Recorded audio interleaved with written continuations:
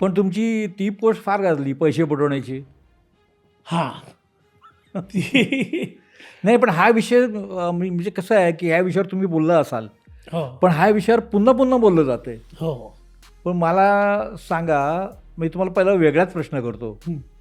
की पैसे बुडवण्याच्या पद्धती कशा असतात आपल्या क्षेत्रामध्ये? सिनेमा असो, नाटक असो किंवा मालिका असो, पैसे बुडवण्याच्या पद्धती कशा असतात आणि पैसे आपले बुडवले जाऊ नये त्यामुळे कलाकारांनी किंवा तंत्रज्ञांनी कसं काळजी घ्यावी? म्हणजे बुडवण्याचे प्रकार वेगळे नाहीच आहेत. जे आपल्या इतर ठिकाणी जसे बुडवतात तसेच पद्धतीने बुडवतात. फक्त काय होतं, आपल्याकडे 3 महिन्यानंतर पेमेंट केलं जातं मालिकांसाठी हां वगैरे. हां तर काही काही वेळेला ते 3 महिन्याचं 4 महिने होतं, मग हां. कधी कधी 5 महिने होतं, मग कधी कधी 6 महिने होतं. हां आणि मग मालिकाच संपते अशा वेळेला. हां आणि मग ते प्रोड्युसर म्हणतात की आता मालिका संपली, आता पैसे नाही येत. जे आत्ता जी तुम्ही म्हणलात हां. माझी पोस्ट पडली होती, हो ती अजूनही अनेक कलाकारांची, एका मोठ्या हो. कलाकाराची सुद्धा पोस्ट हो. त्याच्यापेक्षा जास्त गाजते आहे. हो हो बरोबर आहे. आणि ते बरोबर आहे त्याचं, हां. म्हणजे त्याच्यात काही चूक नाहीये. हां मला शशांकित करत हां, होतो. मीही त्याच्या लाईनीतलाच आहे. हां त्याचे जर का जास्त पैसे राहायचे तर त्यापेक्षा थोडेसे कमी माझे पण राहिलेले आहेत. पण त्यापेक्षा कमी असतील ना? आहेत अजून खूप आहेत, म्हणजे खूप आहेत, हां. खूप जण आहेत. हां म्हणजे आता मी तुमच्या समोर आले म्हणून तुम्हाला माहिती की मी आहे, पण हां. अजून जे समोरच येत नाहीत हां. असे अनेक आहेत हां. की ज्यांना नावच नाहीये, ज्यांनी अगदी छोटंसं काम केलं. हे बघा, कलाकार असो कुठलाही असो, त्यांनी एक सीन केलेला असो किंवा अख्खी मालिका केलेली असो, तो कलाकार आहे, त्या एक सीनचे सुद्धा त्याला पैसे तर मिळायला हो पाहिजे. हो त्याने अख्खा दिवस दिलेला आहे, बरोबर आहे. तर ते सुद्धा पैसे लोक देत नाहीत.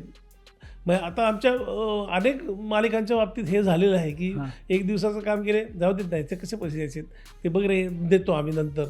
आणि त्या बिचारांना वर्ष 2 वर्ष झाली तरी पैसे मिळत नाहीत आणि ते चुकीचं आहे. हां. अशा पद्धतीने बुडवतात लोक, म्हणजे चेकच देत नाहीत. मग किंवा चेक देतात आणि त्याच्यावर सहीच केलेली नसते, किंवा चेक देतात आणि त्याचं स्टॉप पेमेंट केलेलं असतं बऱ्याच वेळेला.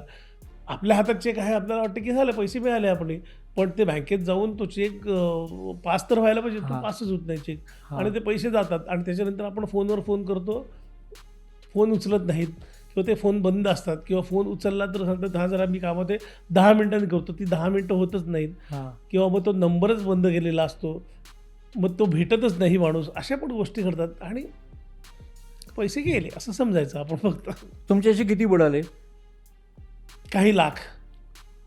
तिन्ही माध्यमांनी मिळून? हो, म्हणजे एका ह्याच्यात तर त्या प्रोड्युसरने माझ्याकडनं पैसे घेतले, मला जरा अडचण आहे, मला थोडेसे पैसे दे. आणि खूपच रडकुंडीला होता होता, काहीतरी प्रॉब्लेम झाला होता त्याला, म्हणून मी हां. तसेच पैसे काढून दिले. हां आणि आता नाव पण काढत नाही ते पैशांचं. असेही आहेत. चित्रपटाला नशिबाने मी एक 15-16 चित्रपट केलेले असल्यामुळे एखाद दुसऱ्या पिक्चरचे पैसे मला मिळाले नाही आहेत. हां पण नाटकाच्या वेळेला झाले, अनेक नाईटच मिळाली नाही आहे ना, नाटकच बंद झालं, आता नाईटच नाही वगैरे असं झालेलं आहे. आणि सिरियलच्या बाबतीत तर ते माहिती आहे तुम्हाला झालेलं आहे. पण हे पैसे बुडवण्याची फॅशन म्हणू की ट्रेंड म्हणू की वृत्ती म्हणू? वृत्ती म्हणूयात आपण, वृत्ती, वाईट वृत्ती. वाईट वृत्ती. असं असून सुद्धा कलाकार सर्वाय कसे होतात किंवा का राहतात इथे मग? म्हणजे अरे माझे तर पैसे बुडतात, मी सोडून देतो. नाही, माझं असं म्हणणं आहे की सगळेच निर्माते असे नसतात ना. हां मान्य आहे.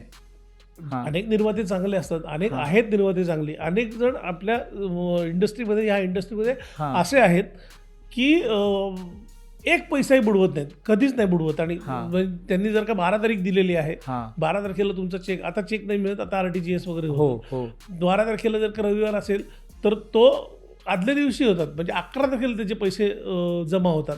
हां किंवा पूर्वीच्या काळी चेक जेव्हा मिळायचे तेव्हा सांगितलेलं असायचं की 15 तारखेला तुम्हाला चेक मिळणार आहेत. हां 15 तारखेला चेक घ्यायला आपण नाही गेलो तर त्यांचा नंतर लगेचच फोन यायचा त्यांच्या कंपनीतनं, अरे हां. चेक तयार आहे, तुम्हाला नकोय का चेक, काय करताय? हां. म्हणजे हां. असे गमती जमतीत काय, हां, आता बरोबर आहे. तो हां. चेक आम्ही आमच्याकडे ठेवून देऊ का हां. वगैरे असे म्हणायचे. हां म्हणजे स्वतःहून फोन करायचे त्यावेळेला, किंवा अजूनही करतात, अजूनही RTGS होतं त्या पैशांचं हां. त्या तारखेला. हां असे अनेक निर्माते आहेत, हाताच्या बोटावर मोजणे इतके निर्माते असे आहेत की त्यांचे पैसे, त्यांचे प्रॉब्लेम्स आहेत. मग त्यांची वृत्ती वाईट आहे असं नाही म्हणत आपण, हां हां काहीतरी त्यांचे प्रॉब्लेम होतात, कुठेतरी अडकलेले असतात पैसे, काही ना काहीतरी प्रॉब्लेम आल्यामुळे त्यांच्याकडचे पैसे येणं बंद झालेलं असतं आणि म्हणून ते पैसे कलाकारांना देत नाहीत. हां पण म्हणून सगळी इंडस्ट्री वाईट आहे, आपण आता इंडस्ट्री सोडून देऊयात आणि दुसरं काहीतरी करूयात असं नाही आहे. सगळी म्हणजे आता ही 5 बोटं आहेत ही तू सारखी कुठे आहेत, सगळीच हां. वेगवेगळी आहेत. हां. तसेच निर्माते सुद्धा अनेक प्रकारचे आहेत, हां. खूप आणि चांगले खूप आहेत. असं मी महत्त्वाचं ते आहे. स्वतःहून सांगतो की चांगले निर्माते भरपूर आहेत या इंडस्ट्रीमध्ये, जे पैसे कधीच बुडवत नाहीत. ते स्वतःहून बनवतात आणि पैसे देतात. असे निर्माते अनेक आहेत.